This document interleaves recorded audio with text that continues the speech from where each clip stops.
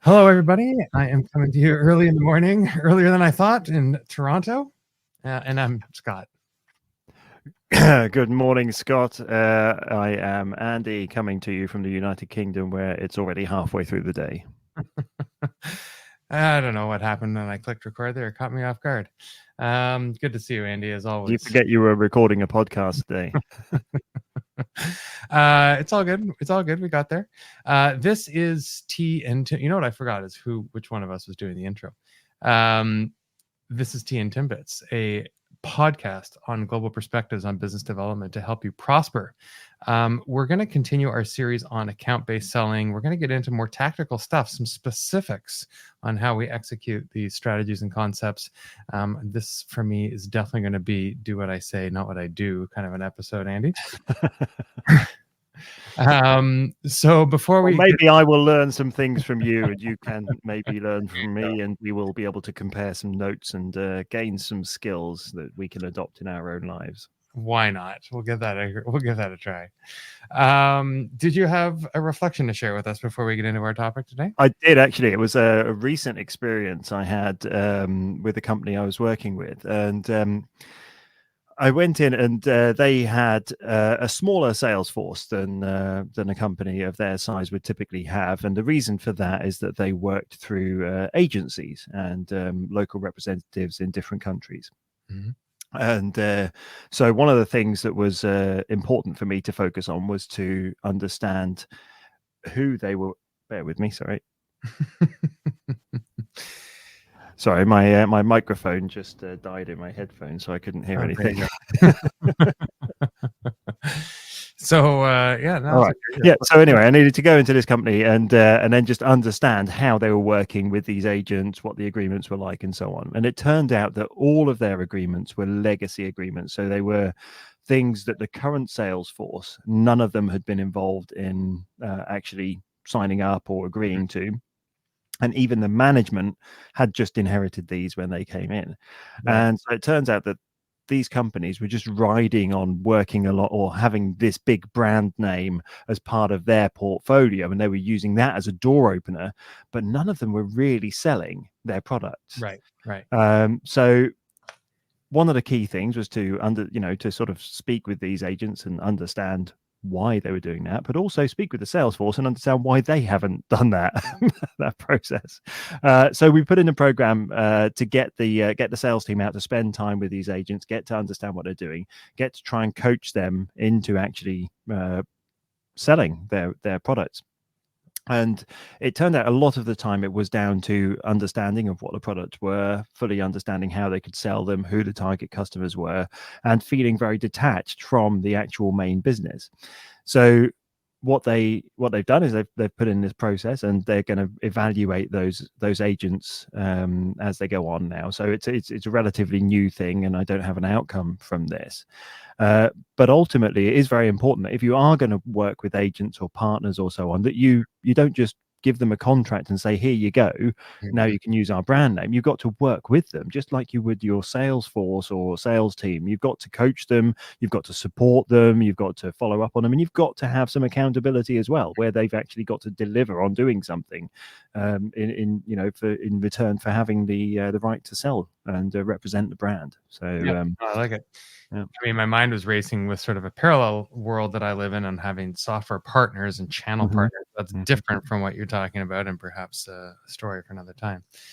Thank you for sharing. Wonderful. We're, like I said, getting into some of the tactics about account-based selling here. I think, in my mind, we had this on the list so that we weren't just talking about hypotheticals, that we could get a few thoughts out there about specific things that are steps along the way, or contributions that actually help you get some of this work done, instead of just sort of the idea behind it. So I'm hoping people just take away some of those specifics or a new idea that can help them execute this kind of work with more efficacy. Sound good to you, Andy? It sounds great to me, and like I say, hopefully I'll learn some tips and some ideas from what you've done. So And I've got I would show you mine, but I typed it on the screen so I can look at it while I'm talking. This is a pen, that is a notebook, and I wrote down some of my tactics. I'm going to let you kick it off, though, and see what you've got first on your list, and I'll see if I have to cross it off mine. Well, the first tactic, which I wanted to share, which I think is one that is quite rare still, despite there being abilities to do it out there and it becoming more and more common, and that is to do video cold calls. And what I mean by that is not randomly finding someone on Zoom or or Teams and then clicking on their name and trying to sell them something. Right. I mean, actually sending someone a personal message, but as a video message, on an email, attaching that to that. So the important thing is, first of all, so here we go into the specifics of the tasks and how to do this.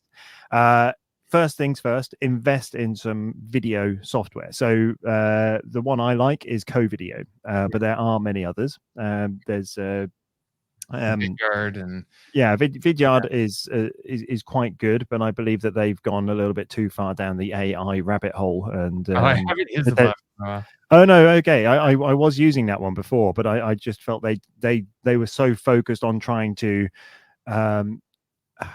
avoid you actually creating real content yourself, and that they would just create an avatar of you, and then you just put in some themes and it will randomly generate lots of videos of you talking. And I felt that was wrong. It's you're moving too far away. You wouldn't just get an AI to record your voice and then get it to randomly call people. So why would you do that with a video? And I think that was a wrong approach from them. CoVideo have sort of not gone that way yet. They might do, but they haven't gone that way yet. When we do this, we record right into LinkedIn. So exactly. Yeah, that's very good as well. Right in there. But we have I thought you were going to go down the equipment front. So just making sure that you're not doing nothing but your AirPods.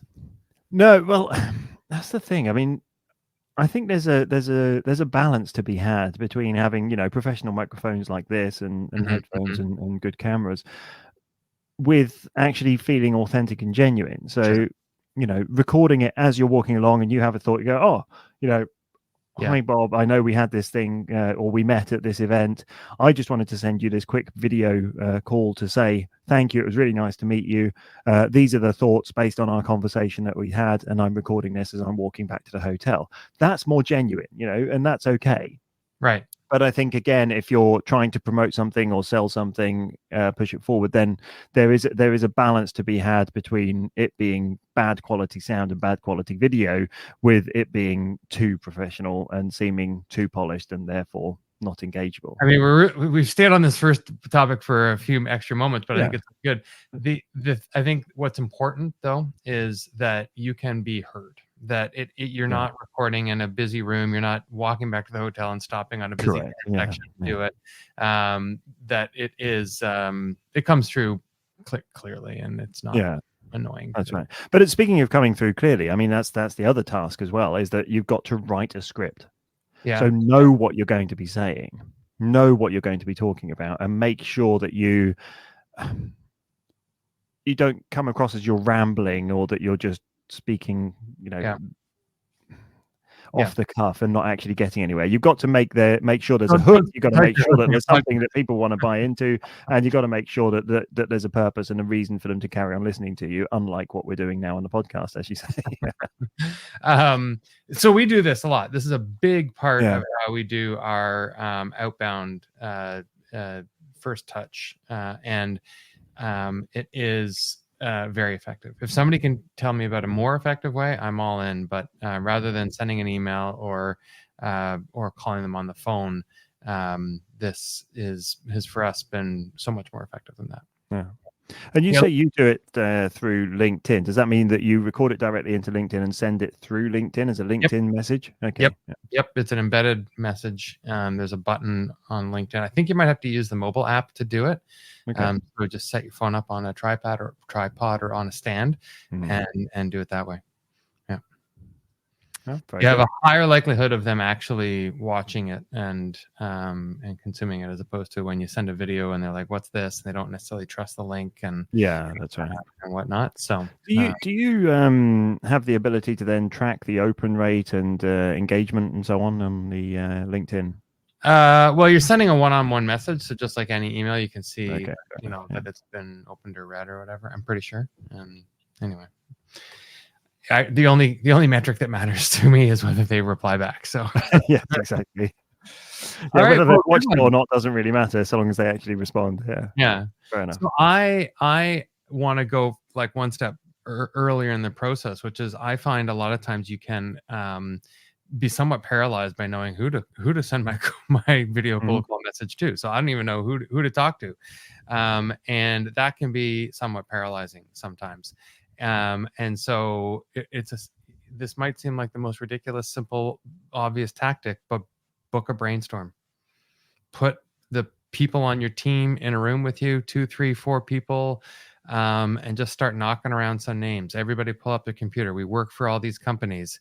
Help me find, people in our network or in the same industry. I mean, but oftentimes getting the list of who you want to reach out to is the biggest hurdle.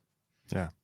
So I think that the thing there is, it actually takes some intention and consideration and oftentimes collaboration to come up with that list. How do you, when you're creating the script for those, how do you approach it? Do you do a general one or do you tailor it specifically for the individuals? For doing a brainstorm? No, for the actual video. I would say that it is around a certain theme. So after we do the brainstorm, it's like, we're gonna target, accounts in the financial service space. Yeah. So then the next step is like, well, what is the message? What is the enticing offer in the message? And sometimes it's as simple as, we just finished this, project for so and so, and we thought you might want to, learn a little bit about the new heights we were able to help them achieve, and here's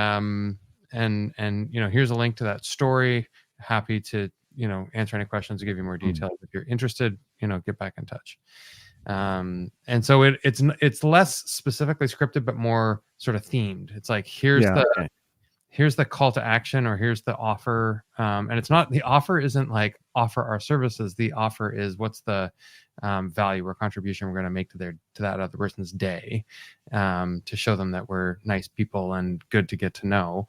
And then maybe they don't call us back now, but at least they know who we are and they see us as a connection, and we keep up the cadence of the rest of our content, and they will reach out. They're more likely to reach back out when the time is right. Do you think many people are actually doing this? I mean, I know we've labored this first point quite a bit, but certainly in the companies that I go into, it's incredibly rare. Yeah. I get a lot of solicitations myself, from, whatever. We all do, right? It's relentless. And I've never gotten a video cold call. No, exactly. So there you go. It does set you apart. What else is on your list? On my list. Okay, well, we can stick to me. That's fine. I'm happy. Well, I to be honest, brainstorming was one of the ones that was on my list. So okay, fair enough.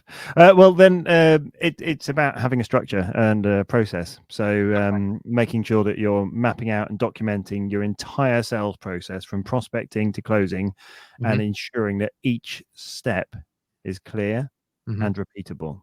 Right.